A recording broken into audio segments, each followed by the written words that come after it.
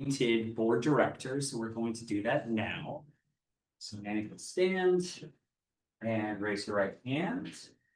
I state your name, I, Manuel Lavalle, do solemnly swear do solemnly swear that I will support and defend that I will support and defend the Constitution of the United States the Constitution of the United States and the Constitution of the State of California and the Constitution of the State of California against all enemies, against all enemies, foreign and domestic, foreign and domestic, that I will bear true faith that I will bear true faith and allegiance and allegiance to the Constitution of the United to States the Constitution of the United States and the Constitution of the State of California, and the Constitution of the State of California, that I take this obligation freely that I take this obligation freely without any mental reservation without any mental or reservation purpose of evasion, or purpose of evasion, and that I will well and faithfully discharge and I will well and purposefully discharge faithfully discharge the duties upon which the duties upon which I'm about to enter. I'm about to enter. Congratulations.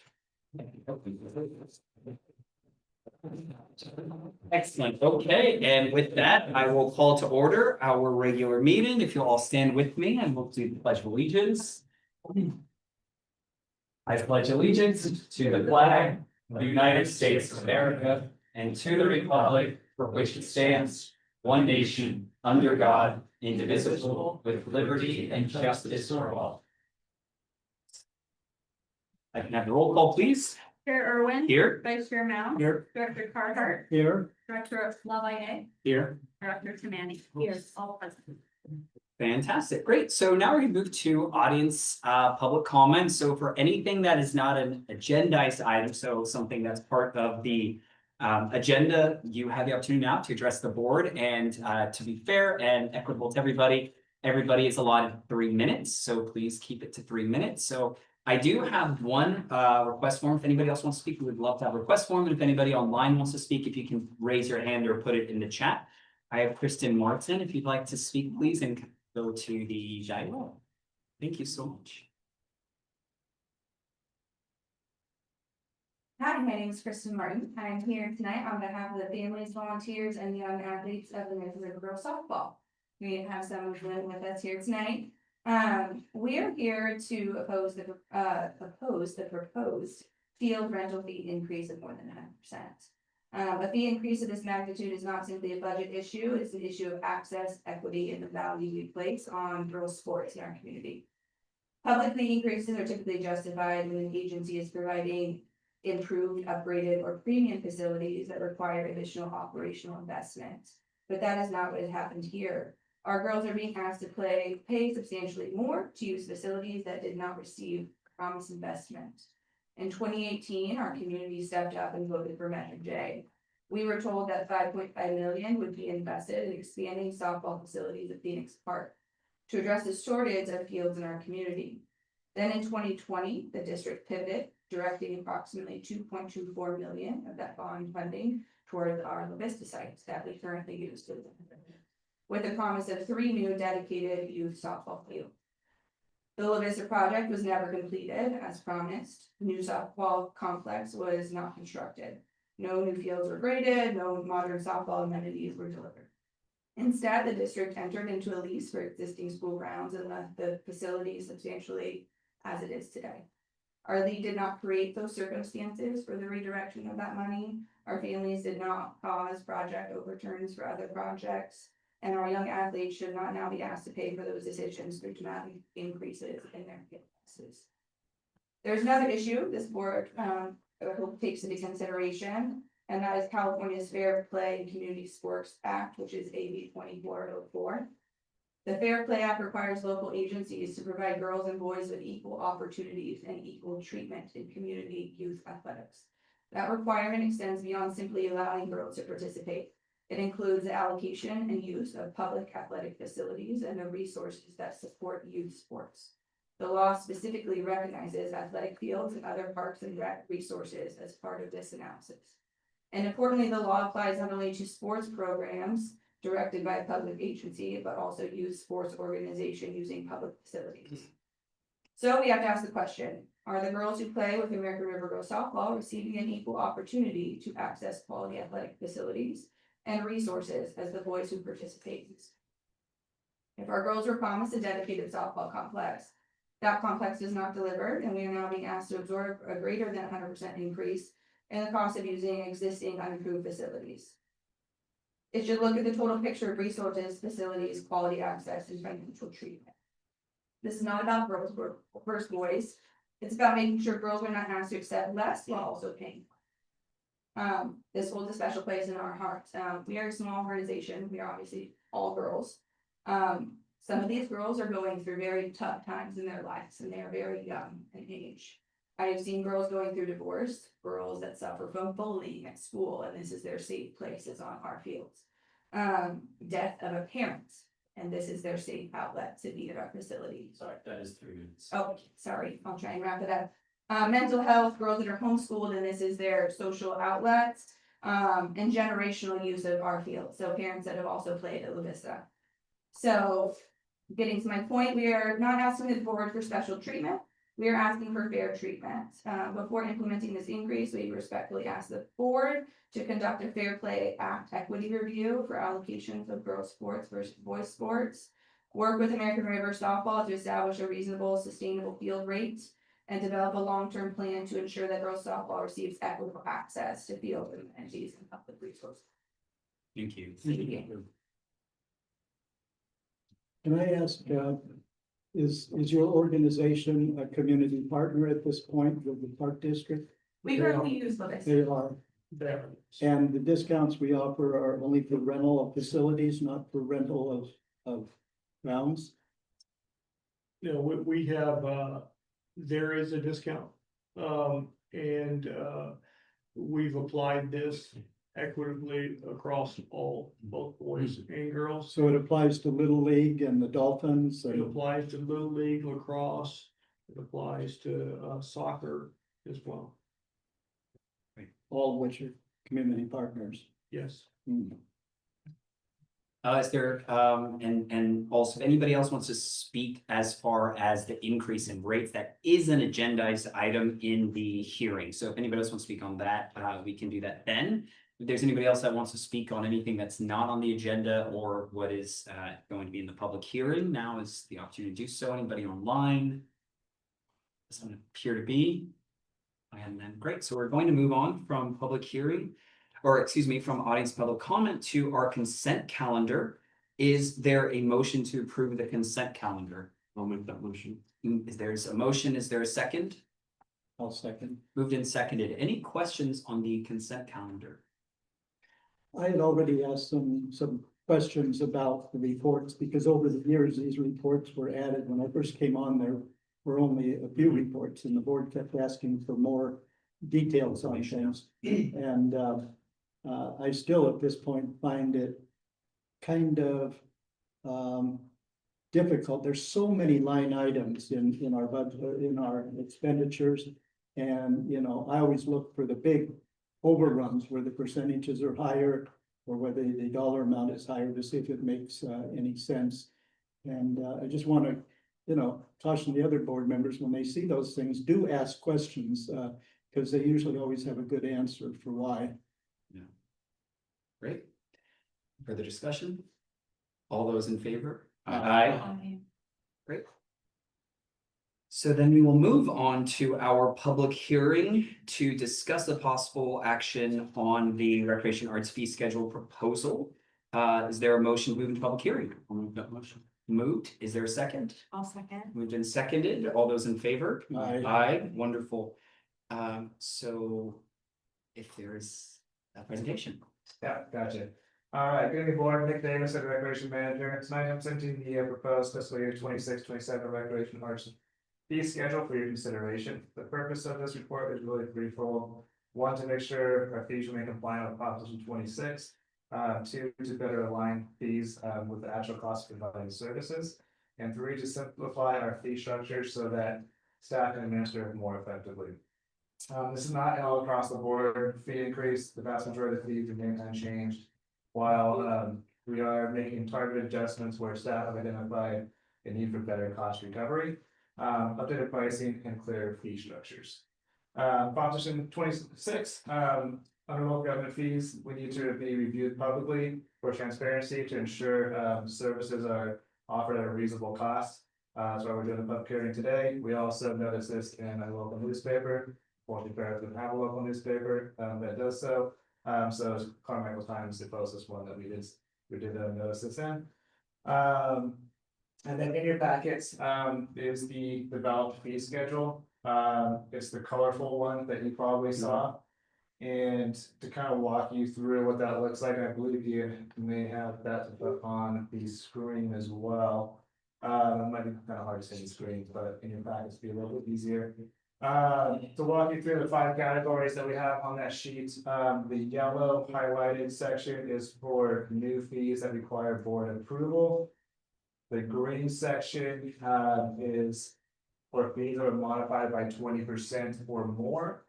Also requiring board approval. And then those that are highlighted blue, by 19% or less, those fees are approved by the district administrator.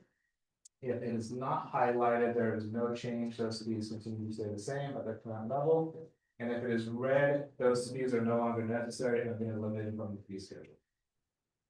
As you review the modifications to the fee schedule, I want to point out, operating costs have continued to increase, particularly labor, utilities, maintenance, and other facility related costs. The current fee schedule does not always recover those costs. This proposal is intended to begin closing the gap while still maintaining the district's commitment to provide an affordable program and opportunities for the community.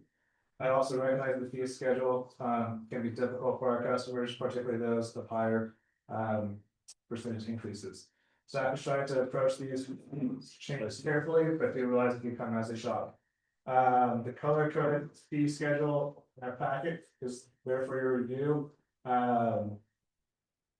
I also included a summary in the board packet. However, I did realize today that when I saved it as a PDF, the new fees I didn't include that.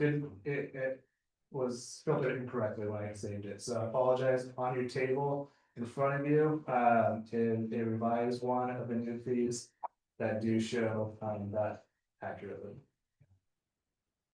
Just for Nick, for the audience members, community members that are here tonight, I think it would be helpful to just kind of, if you can, in a brief statement, a little bit of description about what cost recovery is and kind of explain how that's utilized in how we're coming up with these fees. Yeah, so cost recovery, basically the cost of doing business, right? So anything from irrigation for the fields, mowing the fields, maintaining it that way, any sort of fertilizer, seed, stuff like that. Also the personnel and staff related to those items is also included in that. And then there's also, more indirect costs as far as admin costs that go along with that. So that's kind of where we start to look at cost recovery. We identified the true cost for operating all of our fields in our district. Staff worked with looking at our utility bills and all of our bills that we do pay to operate and maintain the fields. And that's kind of help us give us a baseline for cost recovery. Chairman, if I could add. Yeah. To that. We also recognize that parks are a public benefit, and that's in fact why we have cost recovery. Because we want to use the tax dollars that the public spends for things that are truly a public benefit, trails, open space, those types of things. We have cost recovery for things that are individual benefit. And we're asking our partners to pay a share of that. And the share we're asking them to pay is on that sheet there. And we have the percentages of cost recovery for each of the different user groups. If you need to see that. And one other point I would make here is that fees have not been increased for 6 years now. And so this is the first time in that time that fees are being increased. Right. Was, and obviously, Aaron, you can't necessarily speak to it, but perhaps Nick can, the reason why we didn't kind of stay up with inflation, the cost, because we all know, I mean, if we look from 6 years ago to now, the amount of that, everything has gone up for us, for the community, for everybody. why we didn't take a approach to kind of easing that up a little by little to get to where we are today. Yeah, in hindsight, I think that would have been a solid approach to do, so, part of our journey now is focusing more on cost recovery, which we Right. didn't do so, So what, that 6 years ago? Right. So it's kind of a more thing that we are implementing with our fee structure, why the whole big progress, so that's my explanation for that. They have gone up substantially over the years. I used to deal with rentals back in the nineties. And they were a fraction of what they are today. Sure. But I just want to say something. In my 24 years on this board, we've always had the attitude, long time, that our community partners are providing recreational opportunities that if we didn't have those valuable community partners, we wouldn't be able to put on those programs. And that applies to swim and football and soccer and everything else. I want the whole board and the community to know at least I still value that commitment to the community partners, and we have agreements with them. Most of the community partners give back in some form or another. For example, the Rotary turned this room from a basement, a storage basement, into a usable facility, taking out the post, putting in the kitchen, all of these things. And over the years, I don't want those things to be forgotten. Sure. The Historical Society was started by the Park District as a senior program. So these community partners have a long history with us, and I want the board to know that. Director Carhart, I would, I appreciate that, and I will tell you, the staff with the district share that, partnership and the value of that partnership with our community partners, and we appreciate that. In fact, if it's a non-community partner were to try to rent the same space, it's anywhere from $20 to $30. Yes, and those are usually for weddings, parties, other things like that. They're not providing services to seniors and young people in the community. That's what I want to preserve and not sacrifice this as part of our fee schedule. Cost recovery is wonderful, but there are things that if we put these groups under, then they are gone for the community because we're not going to be able to do them. Just to clarify that $20 to $30 that Aaron was referring to, that was referred to field user rates, indoor affiliates of the. And I do think it is good that we do have community partner rates where we are offsetting and we are recognizing that contribution. And I mean, my belief is that anybody who wants to be a community partner and we can give them that opportunity to be, so we want to do that. Yeah. Any other questions from the board for staff before opening it up to allow for community comment? I don't have a question. And this is, I recognize what I'm about to say is completely unrelated to the fee increases, but I do want to have a later discussion about maybe going out and looking at the La Vista fields, but making sure they're up to, Yeah. they need to be just as nice and just as usable as the fields of Phoenix. Yeah, So, agreed. yeah, but that's a separate conversation. Great. Great.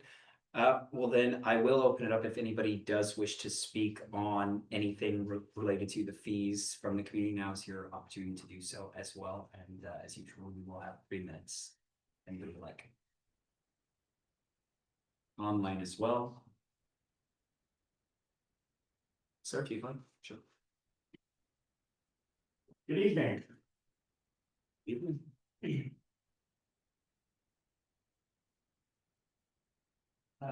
Chair Irwin, hi. My name is Bud Beebe. I am the current president of the Fair Oaks Historical Society. And there's been a lot of good historical society presidents and some are in this room, so that's good. The Fair Oaks Historical Society is an all-volunteer organization. We charge $20 a year for a membership, though we're a broad community accepted. We provide what we think is a valuable service to the community. We provide a service that identifies and preserves the narrative of who and what we are, where we came from, what is our community. And you know, when you think about the success of Measure J, it isn't about the new and the glitz. It's about a center that's a community that gives people gravitas. This is where we live. And our job is to sort of document and give that narrative. So I'm here to support, this fee, structure. I think there's some upgrades to the way it's been done. That's good. Hopefully the efficiency with increasing, these things in the future won't get out of hand, but I think your methodology is acceptable and we support that. I also want to commend you in maintaining the community partners pieces. When you look at the community partners, they span the whole thing that you guys had. I mean, you have your fingers in so many pots. I mean, it's obvious from the fee schedule, it's like this long, right? Lots and lots of different things. And our community partners are those ones that really you need. You know, Measure J was a big thing for this community. And I know that everybody in this building probably will get an envelope very shortly from the county, right? And it's gonna be your tax bill for this next year. And one of the items on there is Measure J. So we see each year, maybe every 6 months, if you're willing to pay it like that, how much we're paying for these wonderful things. And it has been a wonderful adjustment that was needed. We're very, very happy about that. Oddly, last week, before I knew that you were going to redo your schedule, I was writing an article for our newsletter, which goes out 4 times a year to our 250 members.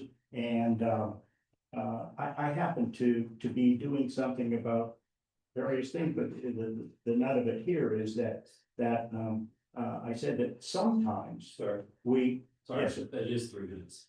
yeah, sometimes we volunteer to do community service with our work, our capabilities. We show up at places and we do things, but sometimes we collectively decide to spend money.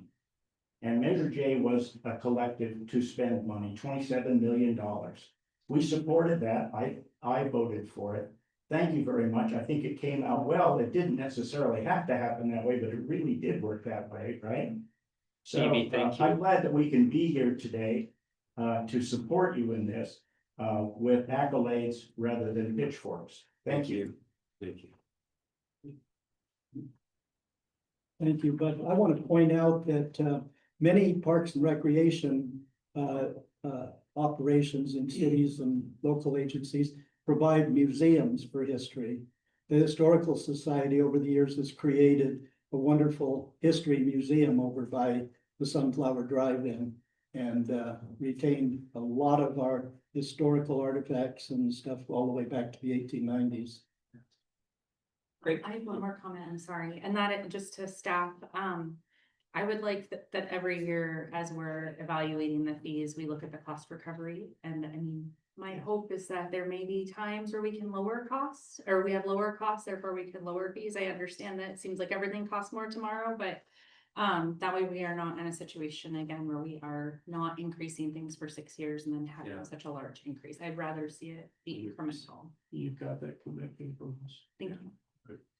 One question I had was for the softball community. I understand the fee is gone up quite a bit, but I just was wondering like how you guys break that down. How many members do you have that are pitching in to fill this gap?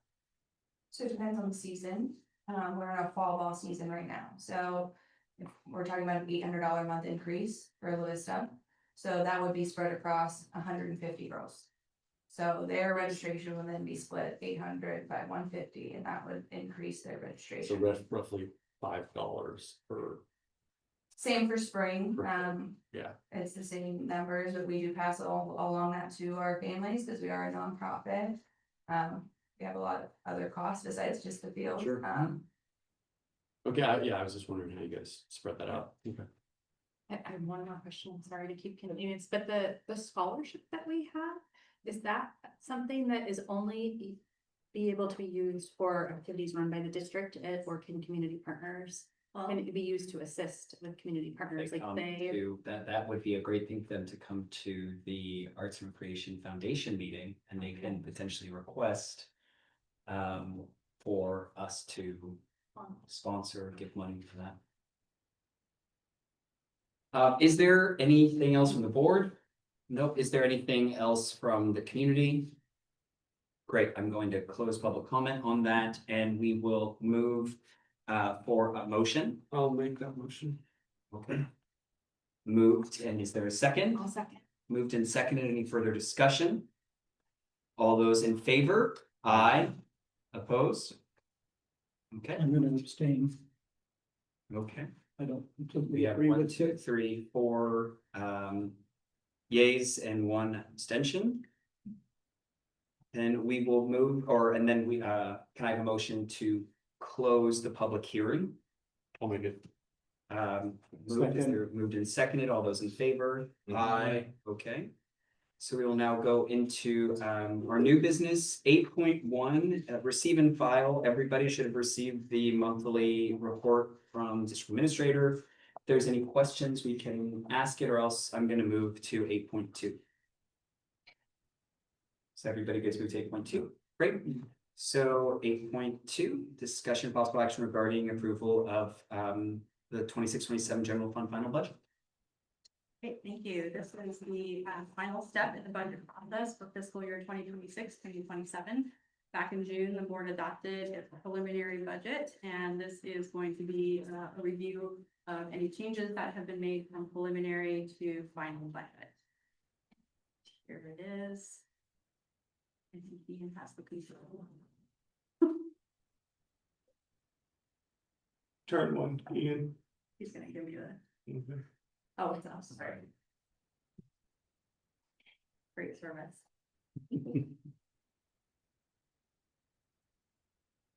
Alright.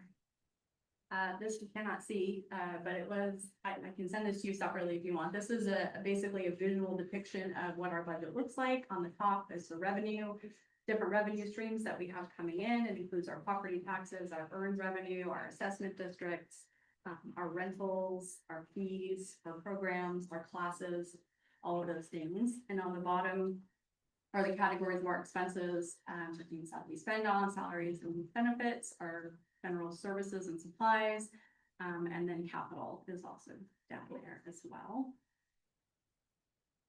So adjustments that we made for this final budget, we did have an increase in our salaries and benefits. That's mostly driven by increased healthcare costs. We did see an increase to our group benefits through CalPERS. We also had some changes in demographics, some folks that added to their plan, things that we don't have any control over. So that was about a $50,000 increase. That was the bulk of it. Our retiree healthcare costs increased as well because we have a new retiree. And so I think he is now on the other side of the ledger. He's a retiree instead of an active member. Terminal pay was reduced a bit. It was not as high as budgeted and preliminary budget. Part-time pay was reduced as well with some program shifts from our programming areas, and then our workers' comp was reduced again this year from what I budgeted. That has been ongoing the last few years, and that is because we have an excellent park staff and they are very safety conscious and they continue to improve their practices. So we see reductions pretty much every year with that. Okay, for expenses overall, we had a small increase to our services and supplies, 3.8 thousand. Turn around here. So in recreation and arts and entertainment, they did some more significant cuts to their programming, about 36,000. And then our landscaping contract was reduced by 25,000. That was because our current parks and facilities manager did some great negotiating with our current provider and was able to get us a great new deal from them. Increases, we bumped up our legal services by 4,000, insurance liability by a little over 3,000, postage by 1,000. Our OPEB actuarial valuation was higher than what we budgeted by 229,000. Clothing, 3.5 thousand. That was the addition for our trail run t-shirts that had been left out of the preliminary budget. And the big addition to this is our master plan, so, we, as you heard from the district administrator, I think last meeting, we're going to be doing the master plan internally with, with current staff instead of doing a consultant, using a consultant, so. That was budgeted for 200,000, we're doing it in-house for about 50,000. And we're saving funds, but we're also still expending some money, so that is included in our operation budget. Question on legal services. I remember when we got it pro bono from Richard Shanahan. But last year we had a big expenditure because of the creation of the foundation and some other things. Does it really need to be that high, another 4,000? Built it on last year's Last year was twice what it is this year, so we reduced it by half. But we've seen a few things, just our concessions agreement that had to go. I mean, everything that we bring to them is significantly more expensive than it used to be, so rather than having to come back to you and ask for more funds, we just bumped it up a little bit. And here's our revenues, we increased our facility rental revenues based on some real numbers from arts and entertainment, what they've been seeing coming in. Our donations and contributions, the district administrator felt like we could probably get $5,000 in donations this year, so. We put in the budget, and then our other sources of funding that we increased, this is from the addition of the capital budget. Our master plan work, we'll be using our fund balance for that, not impact fees. $100,000 for our concessions building upgrade and equipment, that will come back to you at a later time. Our replacement bleachers for Fair Oaks Park and Phoenix Park, that was by necessity from our insurance company. We need to replace those bleachers, so that's $120,000. That could be from fund balance, it could be from impact fees, it could be a mix of both. We'll come back to you with that one as well. Amphitheater shelving for $15,000, that will come from our fund balance or in lieu fees, and then we're going to be adding to our ADA walk path panels for our events. Those funds will come from our ADA funds, that's $11,000. So, Questions? may I? So for the bleachers, 'cause that was one thing when I was looking through everything, and it sounds like we didn't, that wasn't something we had talked about or It was approved. included in Was the plan that was approved in looking for Sean. The plan that was approved in April, it was on the list. This was a list of what was approved in April. And I will add that we're going to try to, we've got an aggressive grant plan as well. We're meeting with state parks. We're gonna meet with National Endowment for the Arts. We're looking at offsetting some of the costs for these with grants. Some of those will take a little bit to ramp up and there'll be a match to them, no doubt. But we're looking to offset some costs from that as well. Can you go back for just a second? The donations, I think, was that an increase of 5,000? Yes. 5,000? Addition of, In addition to what? More? we had none. Oh, we had none. We had none budgeted. I'm curious, what do we receive donations for as a district versus as the foundation? We're going to, it's probably going to be primarily foundation, that's why we reduced it, but I'm going to be, we've got the opportunity to, receive, with the new button that we have, and we're going to be at all of the events, encouraging people to contribute in different ways. And that'll go to the district, not the foundation. No. It will go to the foundation first and then the First. I see. district, the district Yes. reaches it from the foundation. So Gotcha. Okay, I still, I'm wondering what we would use those donations for. For example, it would be the foundation is, got a fund for benches at Jim Strain Park, so it's, I'm kind It of would be curious. that kind of thing. It would be a general fund though. Yeah. So it's in which the is budget, what it's we in the did budget, but it would be passed on to, it would come from the foundation and be spent on a foundation project. With which the district is hoping or counting that we, as the foundation board, would give to the Right. district to meet. That's Budget, yeah. Which is also what we wanted to get more unrestricted funds in the foundation. Yeah. I'm just kind of curious what that was in there for and how it worked. Yeah. We haven't had it before. We haven't put it as a line item, so it's new. Here are our current fund balances, what we have in the bank. Our reserve fund is stated at 516,000. Our carry forward fund is currently at 1.2 million. Our three assessment districts together are about 200,000. Our impact fees are $1 million and our in lieu fees are 348,000, so overall 3.44 million. Now, some of those funds have been earmarked for capital, so there's about $300,000 that you cut out of that. And this does not include property tax. No, it doesn't. There was no adjustment to property taxes. That one is not in savings. I can see. Great. Yeah, I thought that was great. Thanks for that presentation. Does anybody from the board have any questions? Anything they want to discuss? I did notice our property taxes last year didn't come in as high as our budget item. Yeah, we're looking into that. There were some issues with the county's new system that happened at mid-year, so we're doing an audit of our. And that was something Very Greg good, brought yeah. up in his report. You know, let's make sure we're getting all our. Report you'll find, we're doing a full audit of what we get from the county. And, we're looking, through their books and the formulas that they're using to contribute to us. So not only are we looking at user fees, we're looking at what that we get in taxes and making sure that we're getting a fair share. Good idea. Good idea. Anything else? I just want to say thank you to the staff for putting together a balanced budget. I know that there were some really hard decisions that had to be made this year, including letting go of some staff to make the budget work. And that's always, I think, the hardest thing to do. So, yeah, so I'm glad it's balanced and that we're here, but I know it's not easy to get there. So thank you. And one of the good things that is in your report, and I think it's a good policy, is from now on, we're gonna start with a zero-based budget and not just build on the last year. So that we make sure that each department is scrutinizing what they need. I think that's a great thing. Great, so regarding the general fund final budget, does anybody wish to speak on this item or public comment, either online or in person? Okay, great. So is there a motion to approve the general fund final budget for 26-27? I'll make a motion to adopt resolution 081926-02.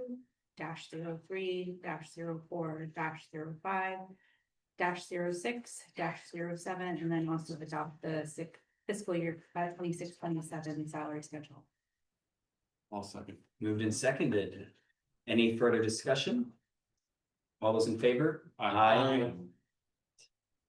So then moving very quickly on to 8.3, adoption of fiscal year 26-27 341C final bond budget. Yes, we're almost there. This is Amazing. almost done. So there's been a couple changes since the preliminary budget. We have paid out about the bulk of what we had left sitting in the Measure J contracts. So at this point, we still have $65,000 that we budgeted for small contracts that are still out there. We will be transferring funds from we'll be receiving funds from our Omnibara grant. And if those will be transferred directly into our impact fees to reimburse those. So the budget has changed slightly. It's now at 630,000 instead of the 1.4 million that it was for preliminary, but it's all the same things. How much of our bond money, all that we borrowed, how much is left after what's already encumbered? Were we left with anything? Well, technically, yes, but you need to reimburse your impact fees, so no. Hmm. Unless you choose not to, but. So it goes back into the impact Yeah. fees and all, Just moving. but there was some left over that didn't, no, No? we spent every last penny, huh? And then, And then some, yeah. Yeah. Thanks to grants. yes. Good. Any other questions on this from the board? Yeah, and a question on that, is our bond oversight committee abolished now? Or will No, there be a we- final report on what the bond money actually achieved? We need to have a final, Yeah, maybe. meeting and have them do a final report to you I- as well. I think as part of transparency, we owe that to the community. Yeah. Yes. Of course. Great. Does anybody wish from the publics wish to speak on this item, either online or in person? Okay, then I will entertain a motion. Moved. Moved, is there a second? I'll second. Moved and seconded, any further discussion? All those in favor? Aye. Great. And then 8.4, discussion possible action regarding the Miller Park Tennis Court Grant Match Funding.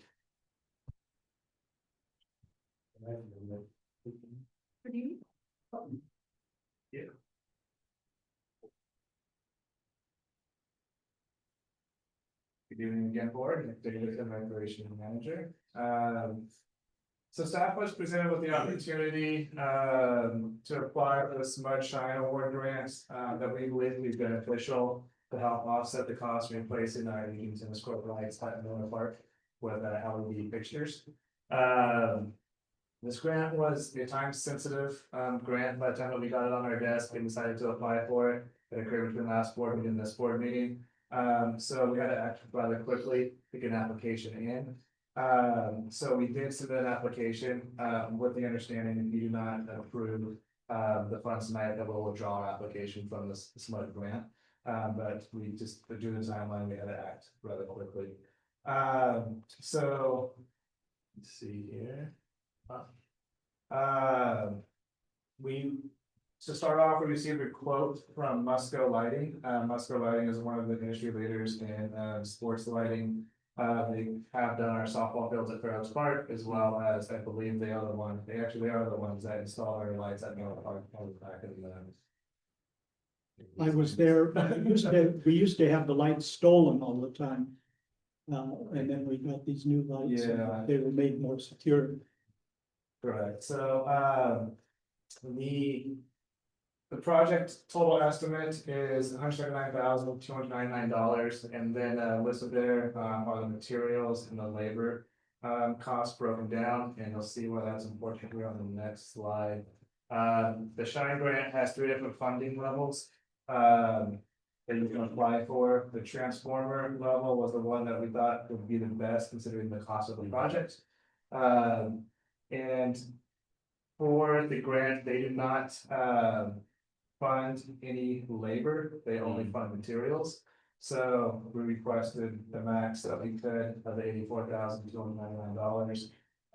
And with the hopes of the matching funds from the park district of $95,000 for the labor and the installation of those lights. To apply for this application, we did have to collaborate with the Fair Oaks Recreation Foundation. Fair Oaks Recreation Parks Foundation, excuse me. As the applicant, because you have to be a incorporated nonprofit organization to apply for it. And unfortunately, we weren't able to do so. So we were a co-applicant with it. So the foundation will be the fiscal agent and the applicant. However, if awarded the grant, the district would be the managing partner of that. They would manage the grant as well as the project themselves, and then the foundation was basically the fiscal agent of that grant. And the money Why- doesn't pass through the foundation, it goes directly from the park district to the contractor, right? I'm sorry, can you repeat that? The mechanism is such, the funds don't pass through the foundation, they were just the applicant. The funds would pass through the foundation. Oh, it was, Yes, okay. correct.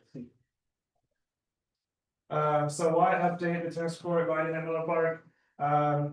One being the energy efficiency to convert to LEDs. LED conversion is expected to reduce electricity by up to 65%.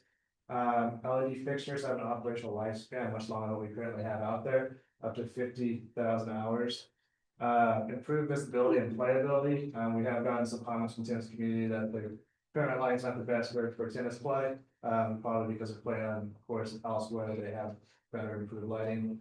And there's better light technology, the ball can be tracked by the lights now, with their new systems they have, and mobile controls. We do have some mobile control of the Fair Oaks Park lights, so we do not have mobile controls with the current lights at the tennis courts.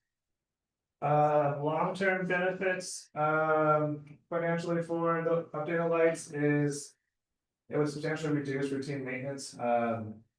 I know, the maintenance department's had some challenges with those lights over the years. I do think they're currently working okay, but, there's no telling when they will have challenges again, so new fixtures.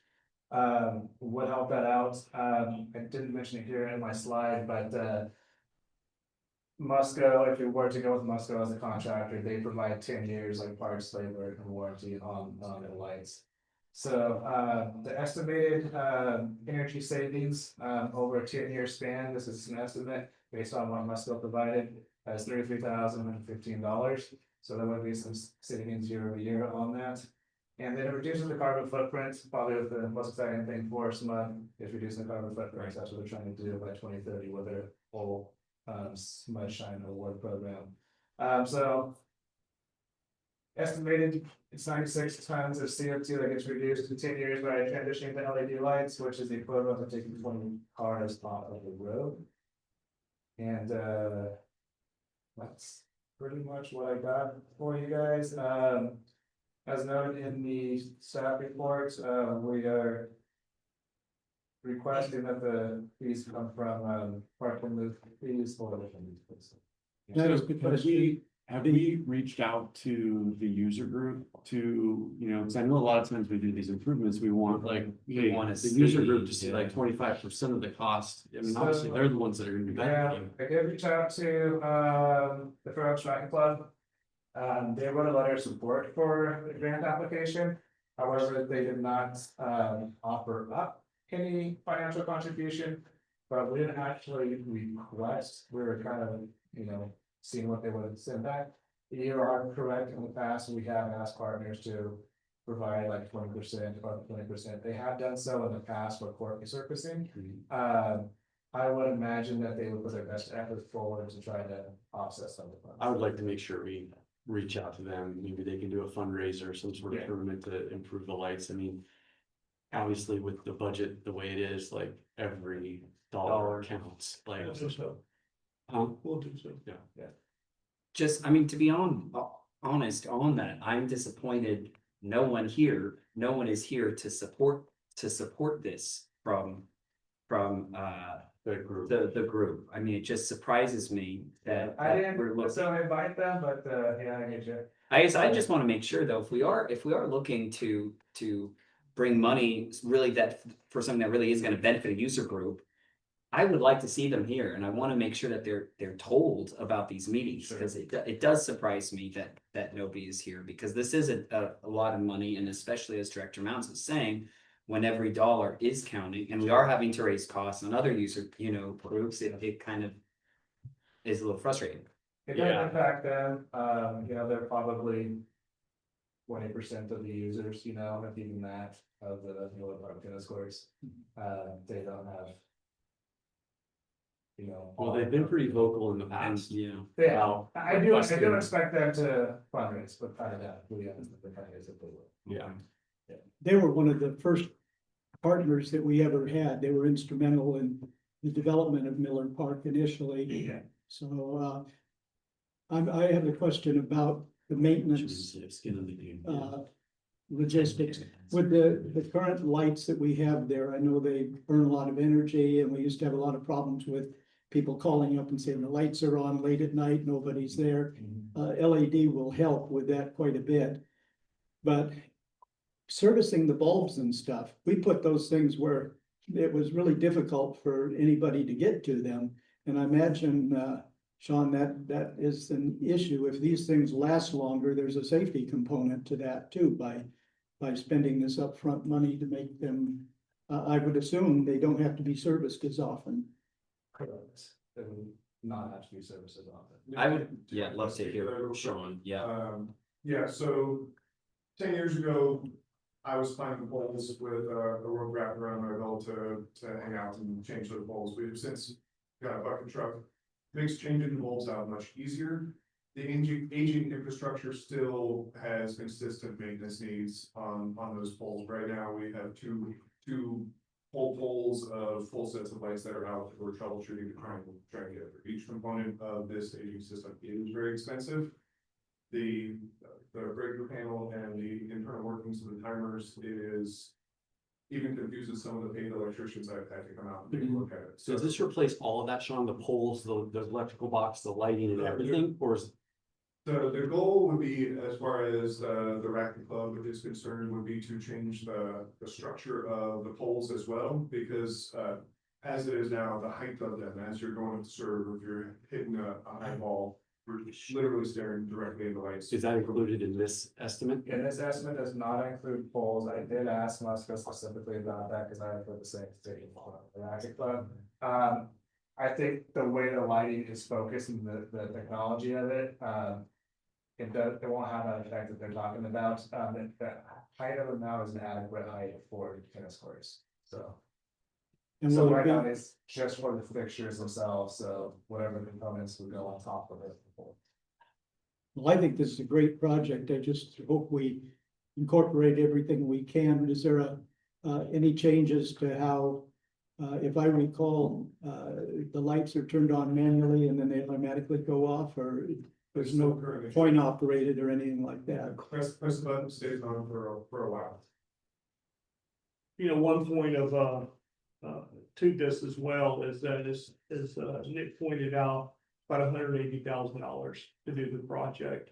We're getting a match of almost 1-to-1 here. We're getting $84,299 in a grant.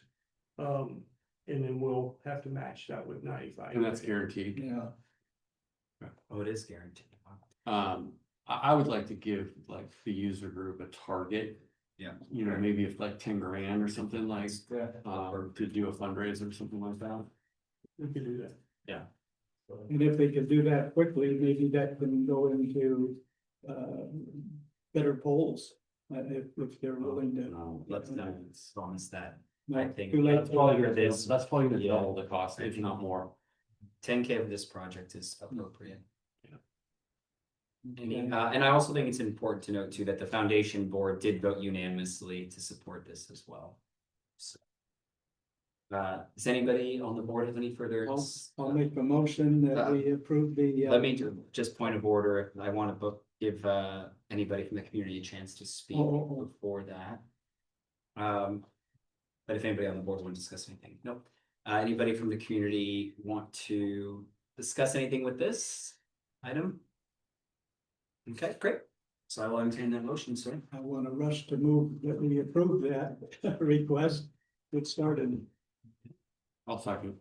Moved and seconded. I will just add that we do want to bring to the attention of the user group that we would like to see a $10,000 fundraising commitment. So. Okay, moved and seconded. All those in favor? Aye. Unanimous. Thank you. And then we will go to 8.5, discussion possible action regarding an agreement with Rockstar Kitchens for concessions services. Session services.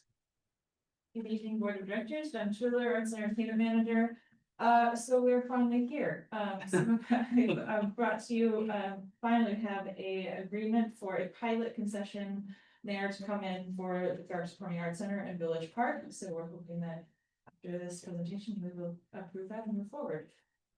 So for some context, also for our new board member, we went out with an RFP over a year ago now, when before the facilities here were open, in order to find a concessionaire that would run the 2 concession windows in the amphitheater, as well as the concessions in the black box, utilizing our commercial kitchens that are here in this facility.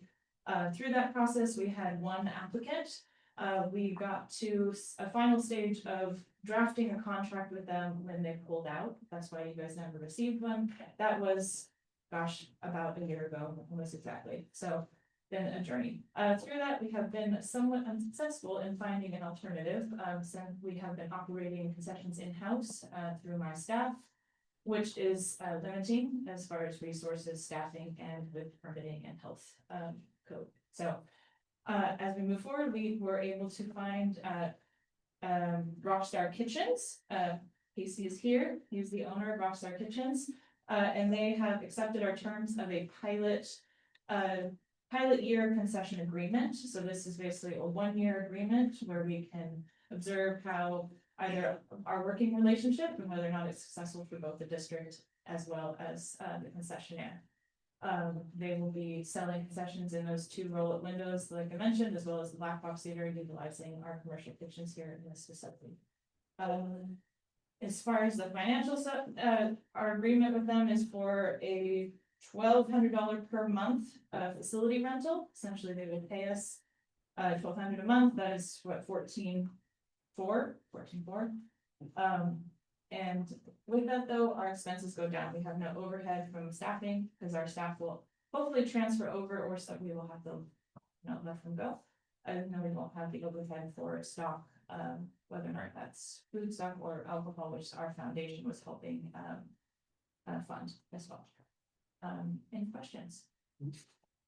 So will the concessionaire be available for, say, somebody wants to rent the facilities for a wedding or a private party? Will they be able to go through the district and negotiate for service for that? Yes. After 6 months, we'll basically approve them to be a preferred vendor with us for that service specifically. Go ahead. No, and that won't prohibit other organizations, for example, Rotary or History Society, from having their own service. No. Perfect. The two questions I had, I didn't see in there was getting a report for monthly sales. I think that we should be getting a report for the monthly sales for our concessions. Yeah, we got it written in that we're allowed to audit finance Okay. whenever we need to, so we can request from. But is there a reason we didn't look or to see, or I don't know what was considered about, like a 10%? We can't do percentage of alcohol sales. We So have that to do kind a of flat makes it rate. tricky. Yes, so we went through that process. Percentage would have been probably a lot more lucrative for the Yeah. district. That's why we're doing this pilot season. After we see what that looks like, maybe those will. Well, and that's also why I think the district needs to see See those monthly, financials. don't wait till the end of the year, monthly Monthly. to see that. That's really important. Great, excited. Is there anything you want to say? Introduce yourself. Casey Sanders, some of you might know me, I used to work at the Fair Oaks Brew Pub for a long time. So I live pretty close by. Been here for about 13 years, love the area. When this opportunity came along, I was like, yeah, I'll jump on. I've had a catering company since I left Fair Oaks Brew Pub. With a generous donation from Gary Jules, start my own company after working for him for 6 years. So love the community. There's some things I've talked to Aaron and stuff about things I see that can improve the area, and things that like even the county said, you can't do that unless you do this. I was like, let's work this out, and maybe hopefully we can do more fresh food. More like hot food for the concessions too than just prepackaged things. These are things that like my mind's going. I've been a chef and bartender for last 20 something years now, so service is always high priority, being nice. The quote I heard last weekend that I'm like loving right now is, it's nice to be important, but it's important to be nice. I think that's what I want to teach everybody, and that's what I've always gotten from Fair Oaks, so. Love that. Awesome. Thank you. Will you be using this kitchen here? Is that your plan? This will be the main one. Basically, we'll have access to this downstairs one most of the time and occasionally upstairs. So it'll be cooked on site rather than. If I can, the county wants a hand washing sink for anything in the concessions itself, or anything fresh, because right now it's gonna be kind of packaged food, what's the good right now. Yeah, I would love to get hot dogs, nachos, theater type food, fresh food. I just won the state championship for the 9th year in a row with my mac and cheese. So I'd love to have a mac and cheese in there, but yeah, it's something we'd have to work out later on. So Casey just mentioned the project. We have a project initiated now to extend the water to the other concession room. So we have water in both. Yeah, I was gonna say, like. so we can get a washer. That's our one part. Beautiful, One limitation of that room, there's no running water. beautiful. Great. Sounds like a no-brainer. Anybody from the community that wishes to speak on this? Okay, then I will make the motion to approve that. And I'll second it. We've been seconded. All those in favor? Aye. No discussions? No, I don't think it's gonna be. Awesome. Okay, well, that was lovely agenda on new business, so we'll move to board and staff report, going down the line. Director Carver, anything from you? Not really, but I'm agonizing over the 3 trees in our project because I bug Mike about every other week about the trees and they were supposed to have orange fences around them and no traffic. They had vehicles parked and pallets of materials and stuff. And now we're very likely to lose the blue oak out here, which is, that's been there a lot of years. And we've got a Chinese elm over by the amphitheater entrance and the other valley oak on the other end of this building that are in jeopardy. So I hope we can spend the money, the effort to save those. It's this one. It's not doing well. You'll So- notice the rain dug around that. Yeah. And Sean's team is working daily to. I saw that and that's good. There's some bags there, I guess, to provide some nutrients or water or something. Yeah, and this is all after consulting our arborists we typically use. These were things he advised to do. We're following his recommendations and we have seen a stalling of the decline just on the arbors. Oh, that's great. We're gonna continue to do that. That's great, because a tree like that will take another, 70, 80 years to get to that size of being a blue oak. Bobo ought to be chastised for what they did there. They violated the county ordinances and all of what they did. That's it, that's gripe session. Back to Ryan. No, nothing for me. No. Welcome aboard. Thank you. Director Mounts, nope, good. Director Command, I have nothing tonight, thank you. I do not as well, so Steph, I have nothing to add. great. Jim, Sean, you kind of touched on some things, anything else you want to add? I'll go for a quick second. Leaving Board of Directors, Sean Ventura, Parks and Facilities Manager, Project Lead on the Master Plan 2027. We are already gung ho moving into this thing, just want to touch on a couple of things. Thank you for approving the budget on that. We're gonna use that money as effectively as possible. We're gonna see significant savings. Excuse me. We've already started doing internal audits and reviews of all of our programs. This is part of every master plan that has happened in every park district everywhere. This is something that didn't rely on budget, just staff time, and this is something that if we've gone on to a contract with another organization, the staff still will be doing that. Right. Anyway, so we've begun.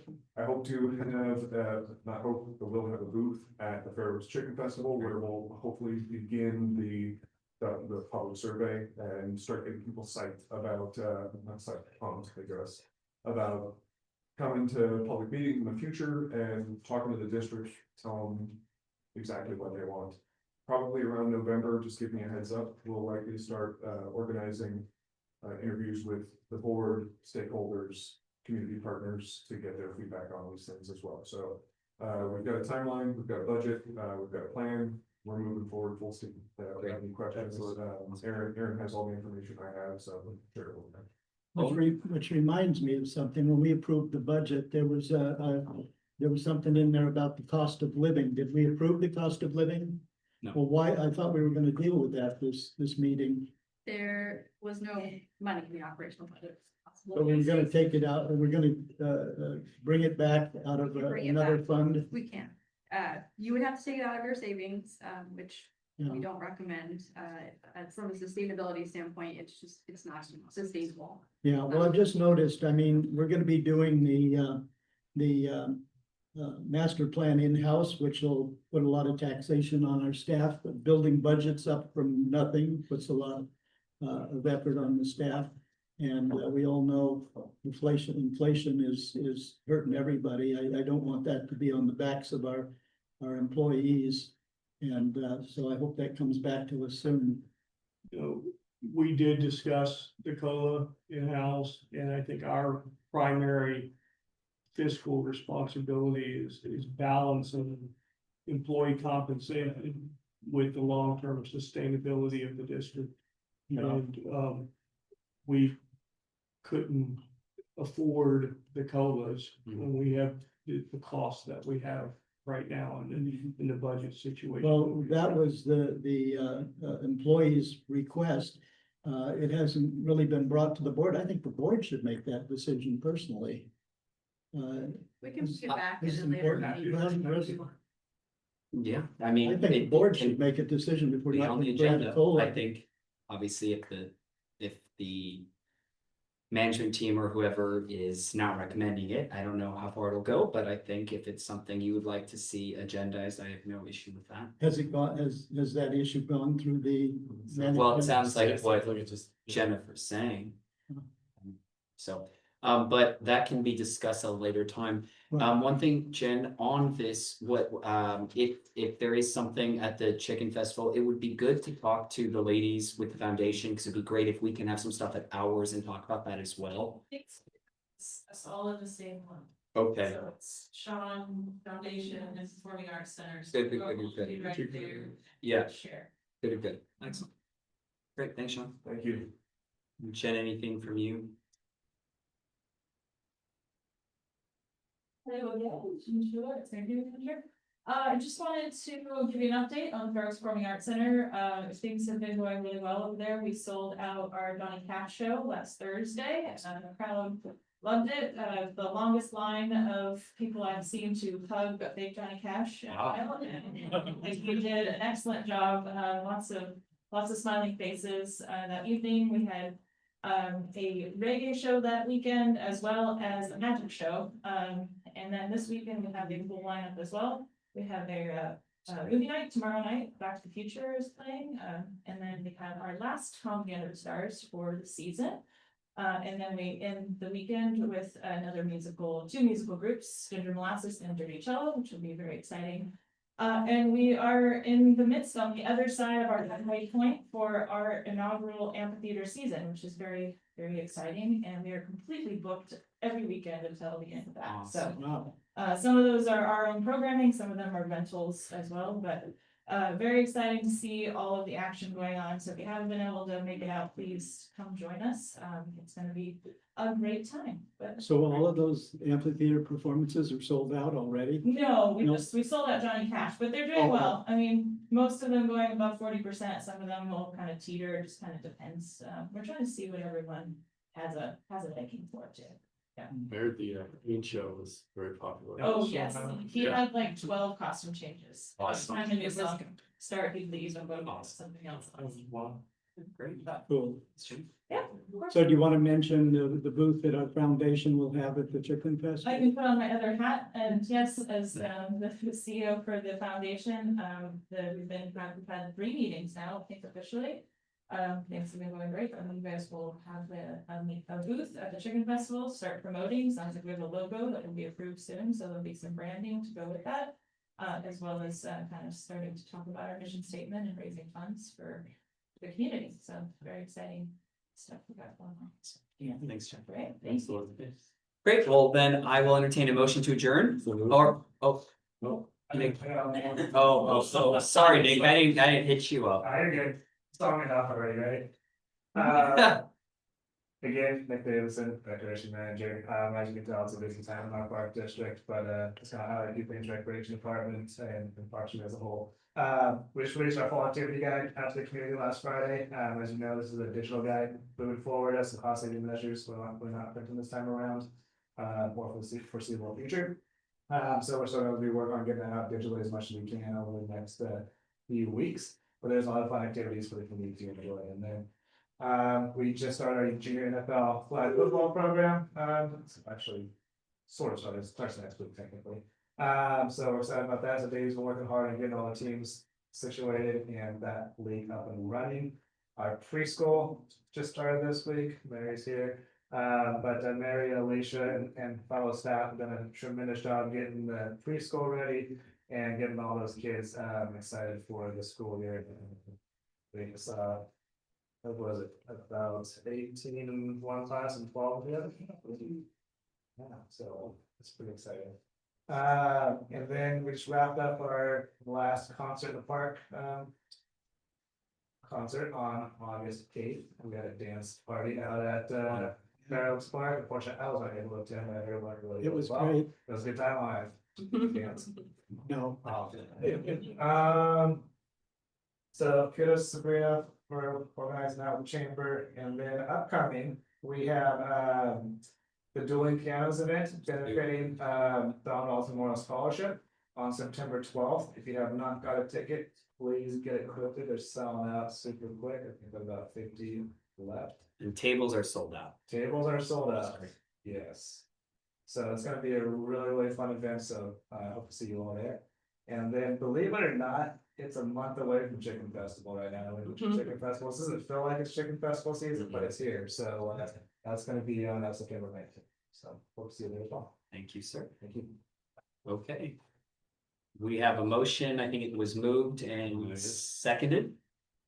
Did we not offer you guys a chance to? We did. You all. That was a long time ago. Moved and seconded. All those in favor? Aye. Great. Cameron?